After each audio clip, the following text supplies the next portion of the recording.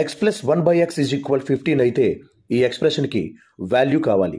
దీన్ని సింప్లిఫై చేస్తే x into x x square plus 1 whole by x is equal 15 అవుతుంది.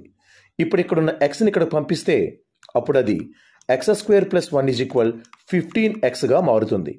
ఇప్పుడు క్వశ్చన్లో ఇచ్చినటువంటి ఎక్స్ప్రెషన్లో ఈ రెండు చోట్ల 7ని కామన్ తీస్తే అప్పుడు అది 7 ఆఫ్ ఎక్స్ స్క్వేర్ ప్లస్ 1గా ఉంటుంది. మిడిల్లో ఇంకా -9x ఉంది. అలాగే ఇక్కడ ఎక్స్ స్క్వేర్ని 1ని మనం పక్కన రాసినట్లయితే అది ఎక్స్ స్క్వేర్ ప్లస్ 1 అవుతుంది. మిడిల్లో ఇంకా ఎక్స్ ఉంది. కానీ ఎక్స్ స్క్వేర్ ప్లస్ 1 అంటే అది 15x అవుతుంది. కాబట్టి 7 ఇంటూ 15x అది 105x అవుతుంది. ఇంకా పక్కన -9x ఉంది. అలాగే ఎక్స్ స్క్వేర్ ప్లస్ 1 అంటే అది 15x, పక్కన ఇంకా -x ఉంది. 105లో 9ని సబ్ట్రాక్ట్ చేస్తే 96 ఉంటుంది. కాబట్టి పైన 96x, 15xలో xని సబ్ట్రాక్ట్ చేస్తే 14x ఉంటుంది. ఇప్పుడు ఈ రెండింటిని మనం సాల్వ్ చేస్తే x క్యాన్సిల్ అవుతుంది. 248 జార్ క్యాన్సిల్, 2 7 క్యాన్సిల్. కాబట్టి ఫైనల్గా 48/7 రైట్ ఆన్సర్ అవుతుంది. ఒక ట్యాంక్ను AB అనే ట్యాప్స్ 10 నిమిషాల్లో 20 నిమిషాల్లో నింపితే C 30 నిమిషాల్లో ఖాళీ చేస్తుంది. కాబట్టి ఇక్కడ మైనస్ వేసాం. ఇప్పుడు ఈ క్వశ్చన్ని LCM మోడల్లో మనం సాల్వ్ చేస్తే 10, 20, 30కి LCM 60 అవుతుంది. కాబట్టి ట్యాంక్ సామర్థ్యం 60 లీటర్లు అవుతుంది. 10 6 జార్, 23 జార్, 32 జార్ ఇందులో అడ్జస్ట్ అవుతున్నాయి.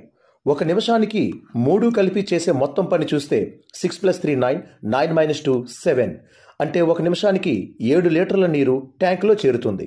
అయితే ఈ క్వశ్చన్లో ట్యాంకు నిండడానికి ఆఖరి 2 నిమిషాల ముందు C ట్యాప్ని ఆపివేయడం జరిగింది అన్నారు.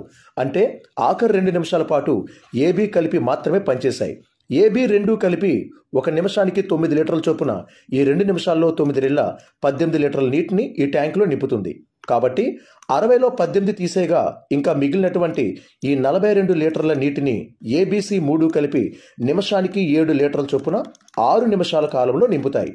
సో మొత్తంగా ఆఖరిలో ఈ 2 నిమిషాలు, ప్రారంభం నుండి 6 నిమిషాలు కలిపితే ఆ ట్యాంక్ నిండడానికి 8 నిమిషాల కాలం పట్టింది. కాబట్టి థర్డ్ ఆప్షన్ రైట్ ఆన్సర్ అవుతుంది. PQR వీరి యొక్క ఆదాయాల నిష్పత్తి 10:12:9గా ఇచ్చారు. వాటిని మనం 10తో గుణించి 100, 120, 90గా వాడవచ్చు. అయితే Q తన ఆదాయంలో 25% పొదుపు చేస్తున్నాడు. Q యొక్క ఆదాయమైనటువంటి ఈ 120లో 25% కాల్కులేషన్ చేసినట్లయితే దాని వాల్యూ 30 అవుతుంది. అంటే Q యొక్క పొదుపు 30 రూపాయలు. దీనిని బట్టి Q 90 రూపాయలని ఖర్చు చేస్తున్నట్టు తెలుస్తోంది. కానీ ఈ ఖర్చు క్వశ్చన్లో 15 భాగాలుగా ఇవ్వడం జరిగింది. అంటే ఈ 15 భాగాల ఖర్చే ఈ 90 రూపాయలకి సమానమవుతుంది. మరి 15 భాగాలు 90 రూపాయలు అయితే ఒక భాగం 6 రూపాయలకి సమానమవుతుంది. ఇప్పుడు P యొక్క ఖర్చు చూస్తే అది 12 భాగాలు కాబట్టి 12 6ల 72. R యొక్క ఖర్చు చూస్తే 8 భాగాలు కాబట్టి 8 6ల 48 అవుతుంది. సో వీరి యొక్క ఖర్చులు తీసేస్తే ఇక మిగిలినవి పొదుపులు అవుతాయి.